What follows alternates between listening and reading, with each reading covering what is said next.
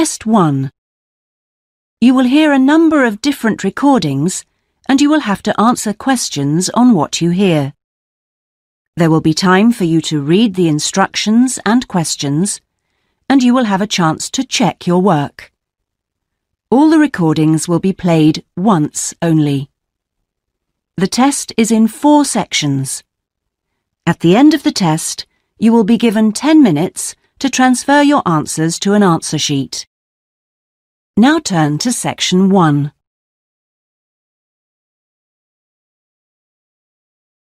Section 1. You will hear a telephone conversation between a passenger and an official at the Land Transport Information Service at Toronto Airport. First, you have some time to look at questions 1 to 5.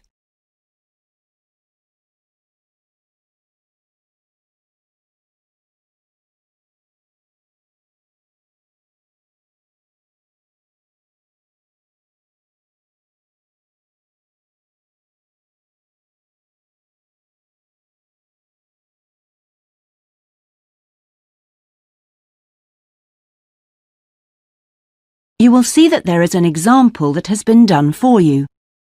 On this occasion only, the conversation relating to this will be played first. Hello, this is Land Transport Information at Toronto Airport. How may I help you? Oh, good morning. I'm flying to Toronto Airport next week and I need to get to a town called, Milton. Could you tell me how I can get there? Milton, did you say? Let me see. I think that's about 150 miles southwest of here. In fact, it's 147 miles to be exact. So it'll take you at least, say, 3 to 4 hours by road. The distance from the airport to Milton is 147 miles, so 147 has been written in the space. Now we shall begin. You should answer the questions as you listen because you will not hear the recording a second time. Listen carefully and answer questions 1 to 5. Hello, this is Land Transport Information at Toronto Airport. How may I help you? Oh, good morning. I'm flying to Toronto Airport next Milton. Could you tell me how I can get there? Milton, did you say? Let me see.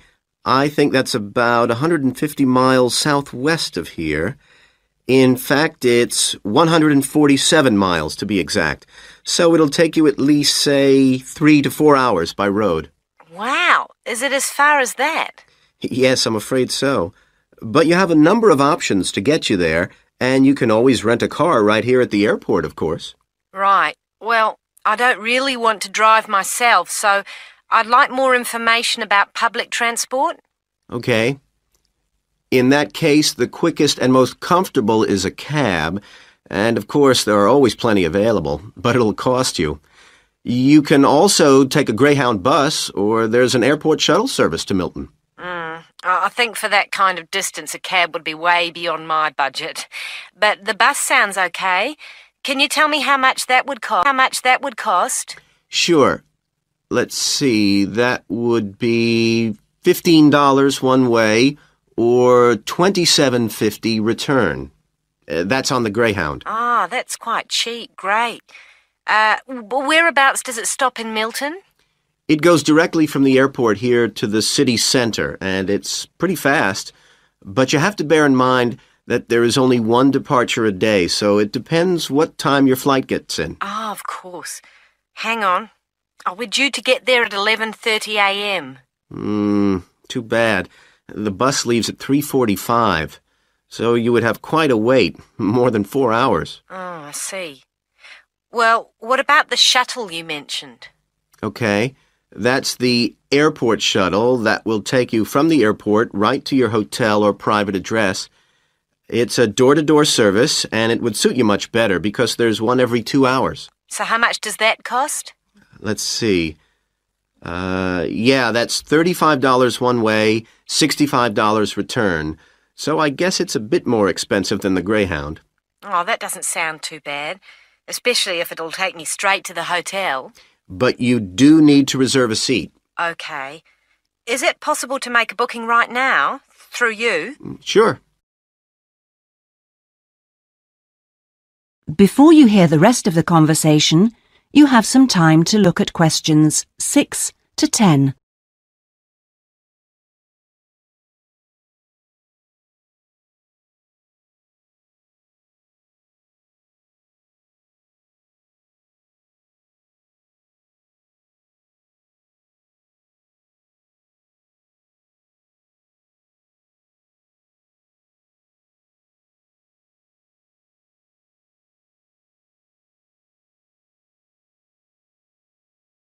Now listen and answer questions 6 to 10. Okay, I just have to fill this form out for you. So, what date do you want to book this for? The 16th of October. Oh, no. Sorry, that's my departure date. I arrive on the 17th, so book it for them, please. So that's the Toronto Airport shuttle to Milton. And this is for just one person, or? Yeah, just me, please. Right. And you said your expected time of arrival was 11:30? So if I book your shuttle for after 12, let's say 12:30, that should give you plenty of time to, collect your baggage, maybe grab a coffee. Yeah, that sounds fine, as long as we land on time. Well, we'll take your flight details, so you don't need to worry too much about that. Fine, provided I can book the return trip once I'm there. No problem. Just allow a couple of days in advance to make sure you get a seat. And what is your name, please? Janet Thompson. Is that Thompson spelled with a P? No, it's Thomson. Okay. And you'll be coming from the UK? What flight will you be traveling on? It's Air Canada flight number AC936 from London Heathrow. Right. Now, do you know where you'll be staying? We need to give the driver an address. Yes, it's called the Vacation Motel, and I think it's near the town centre. Anyway, the address is 24 Kitchener Street. That's Kitchener Street. That's fine. Right, so that's $35 to pay, please. Have you got your credit card number there? Yes, it's a Visa card, and the number is 3303-8450-2045-6837. Okay. Well, that seems to be everything. Have a good trip, and we'll see you in Toronto next week. Yes, bye. Oh, thanks for your help. That is the end of section 1. You now have half a minute to check your answers.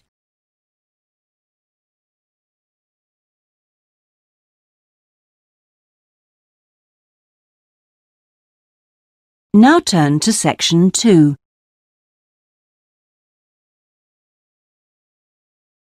Section 2. You will hear a representative from a holiday company called PS Camping giving a talk about the holidays the company organises. First, you have some time to look at questions 11 to 16.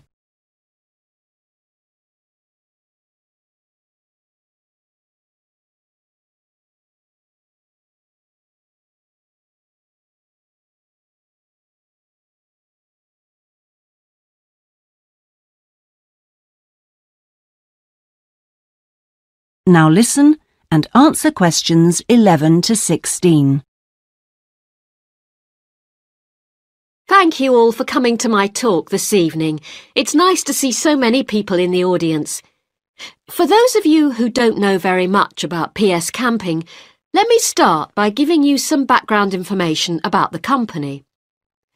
The company started 25 years ago. It actually opened as a retail chain selling camping equipment, and then 20 years ago, it bought a small number of campsites in the UK and began offering camping holidays. The company grew rapidly and has been providing holidays in continental Europe for the last 15 years. If you book a camping holiday with us, you'll have a choice of over 300 sites.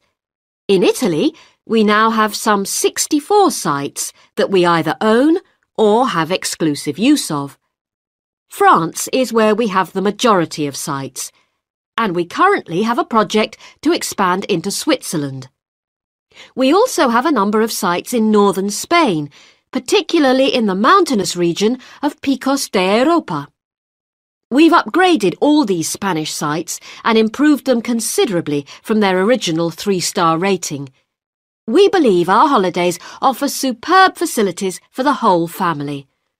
Parents who want their children to be fully occupied for all or part of the day can take advantage of our children's activities. These are organised by our well-qualified and enthusiastic match, perhaps football or volleyball, followed by an hour of drama for everyone. This may include singing or dancing, mime or other activities. In the afternoon, there's a different art activity for each day of the week, including a poster competition or model making. What's more, our sites are truly child-friendly, and with this in mind, we operate a no-noise rule in the evenings. Children's evening activities usually finish at 9:30 or occasionally 10, and from 10:30 holidaymakers are expected to be quiet in the areas where there are tents. We want nothing to go wrong on a PS camping holiday, but if it does, we also want all our customers to be insured. If you haven't organised an annual insurance policy of your own, you'll need to take out the low-cost cover we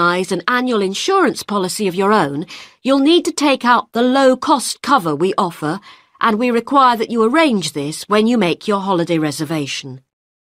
There are many advantages to choosing PS Camping and to recommending it to others. As a regular customer, you'll be kept informed of special offers, and your friends can benefit from 10% off their holiday, or book a luxury tent for the price of a standard one. In return, we'll send you a thank you present, which you can choose from a list of high-quality items. Before you hear the rest of the talk, you have some time to look at questions 17 to 20.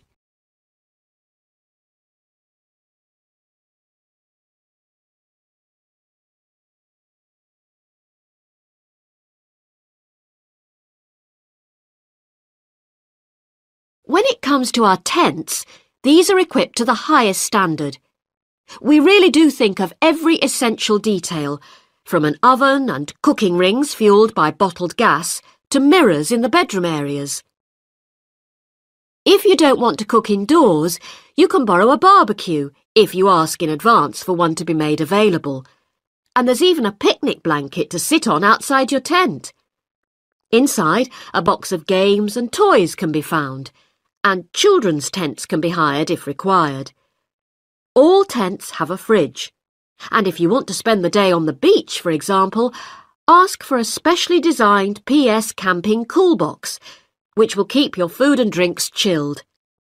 There are excellent washing facilities at all our sites, with washing machines and clothes lines in the central areas, along with mops and buckets in case your tent needs cleaning during your stay.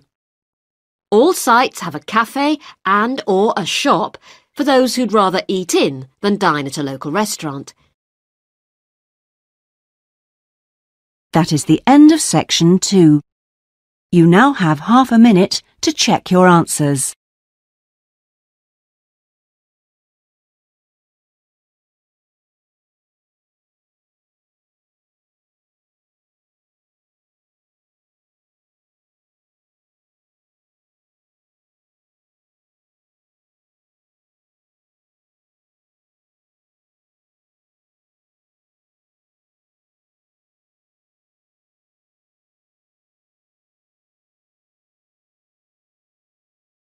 Now turn to section 3.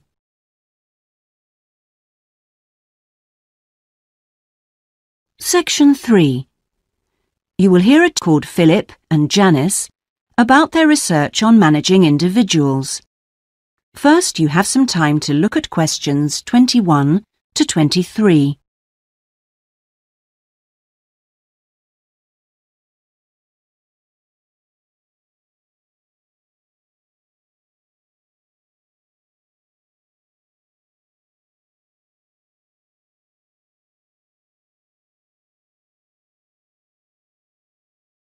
Now listen carefully and answer questions 21 to 23. Well, you've both been looking at different styles of managing individuals in companies and the workplace. How's the research going, Philip? Well, I've been looking at why individualism, individual differences, are such an important area of management studies. When you think about any organisation, be it a family business or a multinational company, they're all fundamentally a group of people working together. But it's what these individuals contribute to their places of work that makes you realise how important they are. Of course, they bring different ideas, but it's also their attitudes and their experiences of learning. Diversity is important in these areas too. So why do people behave so differently from one another at work? There are lots of reasons, but research has shown that a lot of it comes down to personality. And the other factor is gender. It's a well-known fact that men and women do lots of things in different ways, and the workplace is no different. Did you look at the effects of this variation on companies? Yes, I did. On the positive side, exposure to such diversity helps encourage creativity, which is generally an asset to a company. But unfortunately, it's also the root of conflict between staff, and they can lead to difficulties for management, which can sometimes be serious. Before you hear the rest of the conversation, you have some time to look at questions 24 to 30.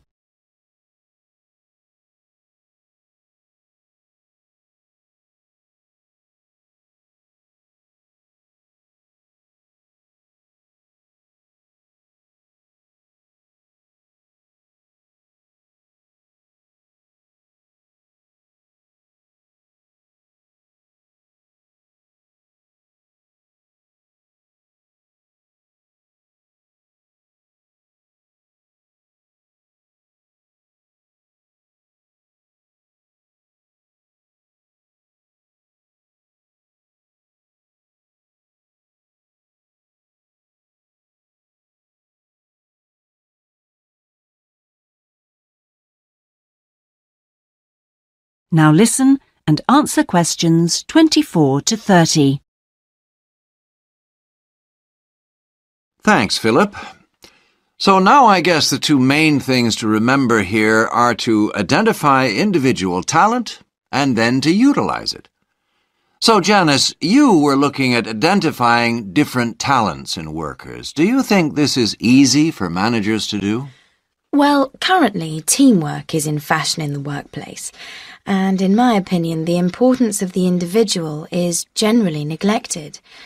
What managers should be targeting is those employees who can take the lead in a situation and are not afraid to accept the idea of responsibility. That's true, Janice, but unfortunately, many managers think the entire notion of encouraging individuality amongst their staff is far too hard. But I think one of the most important tasks of managers is to consider the needs of the individual on one hand and group cooperation and conformity on the other. It requires creative thinking on the part of management to avoid tension. So, Janice, what kind of people do you think companies should be looking for? Well, it has to start from the very beginning, when companies are looking for new employees. When the personnel department is choosing between applicants, they need to look for someone who's broken the mould and can think for themselves. Instead, people making these decisions often use a range of psychological tests to see if a person is a problem solver or will do as they're told. I'm not convinced these qualities are actually the most important. So do you think being a good team player is overrated? No, it's not overrated. You do need to learn the rules. And learn them fast. No individual can get around this if you're working in an organisation. So how should managers deal with this? Rewards. When an individual demonstrates the behaviour the organisation expects, some kind of incentive can be given. What's important here is that this happens right at the beginning, so new recruits learn the rules of the system immediately. Also, the incentive should be something the individual actually wants, and this isn't always just money. To come back to you, Philip, you were saying that recognition of good performers is essential. Now, what else should managers be looking for? Well, managing people means you not only have an understanding of your employees, but you also recognise the culture of the organisation. In fact, for some organisations, creativity and individuality may be the last thing they want to see, during working hours. Very true. Yes, but managing people isn't as easy as it looks. For example, change in the workplace can be quite tricky, especially if there's a need to increase profit. And at times like these, managers may have to give priority to profit rather than individual staff needs. Yes, and that creates difficult situations for people. Yes, but what's important is that managers are able to deal with quite high levels of personal stress. During times of change, they should be thinking not only about the strain on their staff, but take time out to think of themselves. Absolutely. So, what are the implications of that? That is the end of section 3. You now have half a minute to check your answers.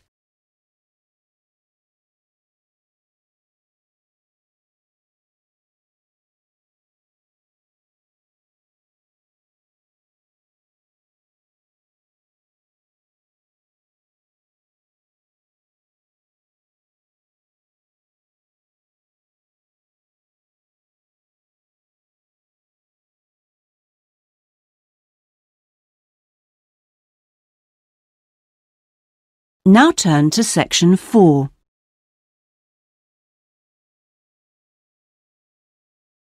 Section 4. You will hear part of a lecture about cave paintings and other types of rock art. First, you have some time to look at questions 31 to 40.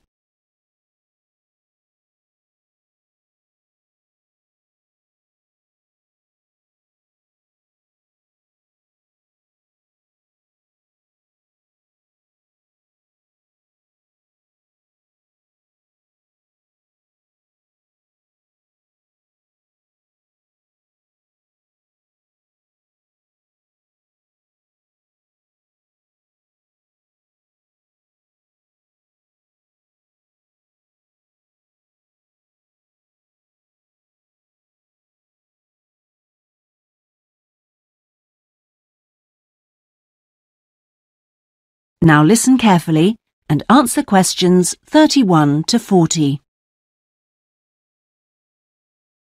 Good afternoon, everyone. This is the first seminar in preparation for our archaeological fieldwork in Namibia. We are fantastically lucky to have received partial research funding for this trip from our institute, so I shall expect 200% attention and participation from you all. First, in this seminar, I'm going to give a brief introduction to contemporary notes for our fieldwork trip in April, so please listen very carefully. I'm first going to focus on the interpretation of rock art in Namibia. We are very fortunate to be going to an area where you can find some of the most important sites in the entire world, and I hope to show you how easy it is for everyone to make mistakes in looking at cultures which are different from our own, the first and most important lesson we have to learn. In Namibia, there are both paintings and engravings. That's where the surface of the rock is cut out. Many of the engravings show footprints of animals, and most scholars used to think that the purpose of these was simple and obvious. This rock art was like a school book with pictures to teach children about tracks, which track belonged to which animal, giraffe, lion, and so on. But there were some mysteries. First, when you look at a typical Namibian painting or engraving, you see the tracks are repeated. There are dozens of tracks for the same animal. Well, you'd expect just one clear illustration if the the aim was to teach tracking. Now, there were two more problems. Why are some of the engravings of animals very accurate, as you'd expect, all clearly identifiable, and others quite unrealistic? And another mystery. Some of these unrealistic animals, that's in the engravings, seem to be half human. Some, for example, have got human faces. Many researchers now think that these were pictures the wise men engraved of themselves. They believed they could use magic to control the animals they had drawn, so the hunters could then catch them for food. This shows you some of the dangers of coming from one culture to another, as we'll be doing, without understanding it fully. Scholars imagine that children looked at rock art pictures to learn to track, just because they themselves had learnt skills from pictures. Many researchers now believe that rock art had a much more complex purpose, and we'll talk more about it next week.